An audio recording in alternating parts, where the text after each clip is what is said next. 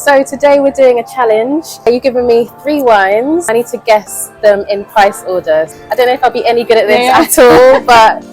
So guys, I'm here at Tooting Market, about to do a wine challenge at Indie Wine Club. Stay tuned to see how well I know my wines. You'll find out in a moment. That's right guys, I ventured south of the river to visit this wine bar tucked away in Tooting Market. I'm always putting people to the test at my events, so let's find out just how good my knowledge is. And watch till the end for a little cheeky blooper reel. So I am here at Tooting Market at Indie Wine Club with Amy. Amy, do you want to tell us a little bit about yourself? Yeah, so I'm owner here at Indie Wine Club. We specialise in wines from small independent winemakers, hence the indie. We like anything a little bit different, whether that is different grapes, different countries, or different winemaking techniques. Basically anything, like even if we have something a bit more classic, there's always some kind of twist. Yeah, just fun, really delicious tasting wine. We really like to find out the stories behind the wines. We have a lot of female winemakers as well. Yeah, really like to pass on the stories of the wines to our customers as well. Love that. So today we're doing a challenge where you've given me 3 wines and I need to guess them in price order. So which is the most expensive and which is the least expensive. I don't know if I'll be any good at this at all, but may as well have a try. But I'd love to learn about the wines as we go through, and I'll do my best to put them in the right order. So I'll start off with the white. What have we got here? Yeah, so this is a Japanese wine. The grape is the Koshu grape, which is their main white grape, and it's from the Yamanashi region, which is just outside Tokyo, and that's where the Koshu grape is mainly grown.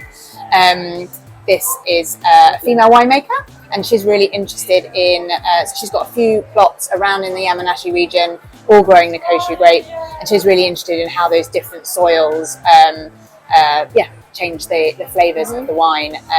But yeah, Koshu has a really lovely kind of minerality to it. This one's got a little bit of kind of melon, but really nice, crisp and clean and quite delicate. It's so crisp, I love it. Fantastic. I love that. I really need to go to Japan. I love matcha. I literally love all Japanese food. I'm like, due a visit. I'm like, I love the wine as well now, apparently, so I need to visit.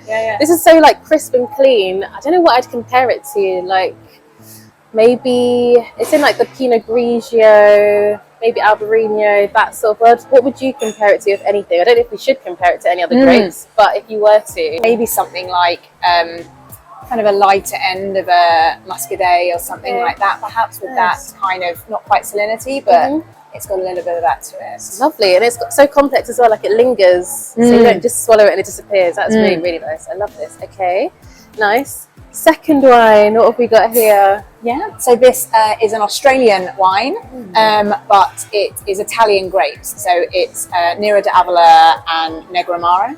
And there seems to be a bit of a wave at the moment, a bit of a, not exactly, I wouldn't say trend, but where Australian winemakers are growing Italian grapes. So there's some really interesting, fun things coming out of Australia with Italian grapes.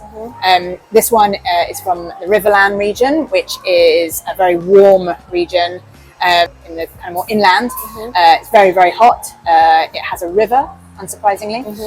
It's where a lot of bulk wines are made. There's some smaller independent winemakers making some really cool stuff as well, which is what this one is. This one is super light, super crisp, super refreshing, really lovely red berries. But yeah, it's not what you would expect from 1 Italian grapes and 2 from a hot place in Australia. So it's nicely balanced for that reason that it tastes, because it's got quite strong flavours but then still quite delicate at the same time, which is really contrasting. Because whenever I have an Australian wine, usually it like hits you in the face, which this does, but in like a gentle way. It's like, I'm here, but it doesn't smack you in the face. It's lovely. And yeah, as you say, the red fruits really, really come through. That's delicious. Okay, and then third and finally. Yeah, so this what you've got here is a sparkling red, an Lambrusco from Italy. So don't get sparkling reds too often. 2 main countries provide them really. So got Italy here, but also Australia with their sparkling Shiraz. They're really, you put them in the fridge like you would any other fridge, so they're nice and cold, nice and refreshing, really nice acidity to them. I always say that I think sparkling red is making a comeback because it's just so interesting. You can have it in any season, as you say, you can put it in the fridge, so you can have it in the summer, quite light, and I just find it interesting. I think from what I hear, there's quite a stigma about sparkling reds back in the day that they kind of fell out of favour and they're not that trendy, but I'm all here for them. Like, I really love a sparkling red. Yeah, I mean, they're so delicious, and here we've always had a sparkling red, and they go down so well. You don't get them in many places, as say mainly Australia and Italy, but they're just so great and they're so refreshing, and they're really great with things like barbecues. They're great with kind of rich food, so that's where Lambrusco does really well, in the fact that the Italians have them with their really rich pastas, so their ragouts and things like that, because the bubbles really cut through that kind of richness. Definitely every time someone tries sparkling red, whether that's one of our tastings or on by the glass, people absolutely love it, and they go mad for it. So I think people are getting more and more kind of into their sparkling reds. It's such a great alternative. I don't know why anyone would like look down their nose at it, because I'm like, it's just so delicious and like so versatile. And I don't think I've had a sparkling Shiraz before, and Shiraz is like one of my favourite grapes, so I need to try that as well. At some point. Absolutely. Try those. So before I'm put to the test, let's find out a little more about Indie Wine Club. So we were a wine bar here before, which I managed, and then I took over in November. And then in January we rebranded. So now we're called Indie Wine Club. So I think we keep like the 1st of Jan as the date when Indie Wine Club started, because that is when we rebranded. And we've just recently expanded and extended as well. So we look congratulations as well. It's such a beautiful space. I was saying earlier, like, it's just so gorgeous, and like the feng shui is so nice. Like, you come and you feel so welcome. So I love what you've done with it. How have you found H1 and what's coming in H2? Well, the first half of the year, as I say, was very much taking over and then rebranding and then extending. It was all very whirlwindy. I can imagine. Like one thing after another. And now everything's kind of settled. And now we can focus on doing some really cool stuff, some interesting things. We've got some great tastings coming up. We always do wine tastings every Wednesday. We do supper clubs every Thursday. So it's going to be focusing on more of those sorts of things. And with our extended space, we can kind of do a few more different things now, like a few more event-based bits. Bigger kind of bookings, private hires, those sorts of things. And I can see your passion with wine as well, and like just in this space as well, like you can see a lot of love has gone into it. How do you share that love with other people? So like when people come in here, you said you've got events, but they can buy wines as well. What else can they do when they come and experience the Indie Wine Club? So we change our menu every couple of months to sit in, and then, as you said, we've got our wines in our shop as well that you can buy to take away. But what we very much find important, what we love to do is to talk to people about our wines. You know, they like the fact that we can help them choose a wine. We can really help kind of narrow down what someone might be after, whether it's in the bar. When we serve our drinks, we don't just kind of plonk them down on the table and walk away. We tell them a bit about the wines.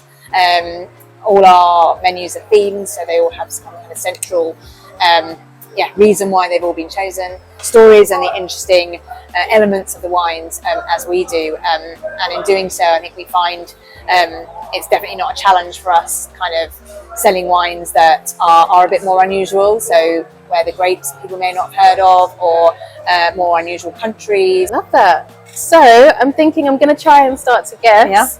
So we've got the Japanese wine, we've got the Australian wine with an Italian grape, and then we've got the sparkling red as well. So the way I have decided what order is by one, if it lingers. So if it lingers on the palate once I've swallowed it, that's what has gone into this. But then also what you told me about them. So in terms of rarity and even my familiarity as well. So how often you're going to come across them. So I think that the cheapest is the sparkling red, because I love it. It's really crisp, refreshing, but it doesn't linger on the palate as long. It's really beautifully balanced, but once I swallow it, it's kind of gone a little bit, but it's very refreshing. Then I'm going to follow it by this one, which is quite bold. So you get lots of like red fruit aromas and flavors, and they do linger quite a bit. But this one stays on the palate the longest for me. And I think Japanese wines are quite rare, so I think that makes sense in order. So I'm saying, let me move it around. So from least expensive to most expensive, that's how I'm putting it. And then just a reminder for what makes a wine expensive in terms of how it should be, how it should taste. So the balance, so how balanced it is on the palate, the length, so how long it lingers, the intensity of the flavors, and the complexity. And I think this still stands in terms of the order. So I've got no idea if I'm right or not. This is the order you served it in, so I'm like, maybe I'm wrong, but please put me out of my misery and let me know if I am right or wrong. Well, no, you got them exactly right. Oh, good. Yes. Okay, good. I'm so glad. Absolutely, Yay. you got them spot on. Oh, good. For pretty much, well, in terms of, as you're saying, the qualities of the wines, absolutely, and say the fact that the Japanese is a little bit rarer. Yeah. It's it is that little bit higher on the price point, but nice. But not too glad. Crazy. None of them are too much. So where can people buy them? Can they get them on your website, or do they have to come down here? Yeah. So we are a shop as well as a bar, so you can come down and get our wines to take away by the bottle. We're also online. So you can buy all of our wines and get them sent home to you, or you can buy them online and collect if you are local, or you can come and drink them in the bar.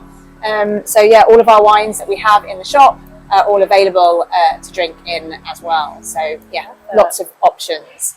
So it turns out I do know my stuff. Don't forget to like, comment and subscribe, and look out for more fun videos like this one. Yeah. But perfect for summer. You look good. Thank you. All right. Bye-bye. Keep that in for them. Maybe I'll put in the outtakes.